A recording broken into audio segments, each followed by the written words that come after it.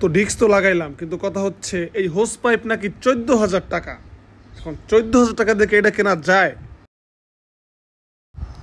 আর একটা উপায় আছে, এইরকম একটা স্প্লিটার কেনা, যা বাংলাদেশে পাওয়া যাইতেছে না। তো চলেন ওটাকে বানাই আমরা।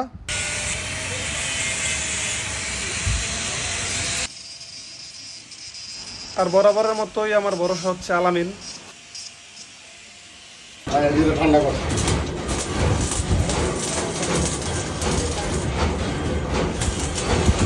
তো এখানে হচ্ছে 2টা বুশ ঝালাই করা, তারপর হচ্ছে ছিদ্র করা হয়েছে ব্রেকের যে হোস পাইপ আছে ওই হোস পাইপের নাটের মাপে।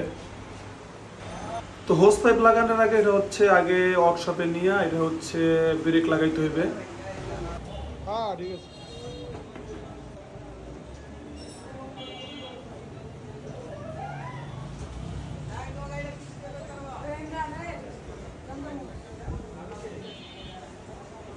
ঠিক আছে।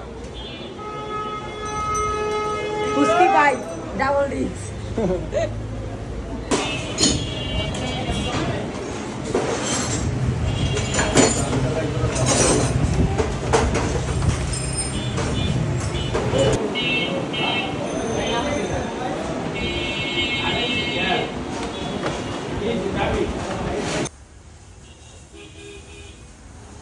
তো যাই হোক, মিশন সাকসেসফুল।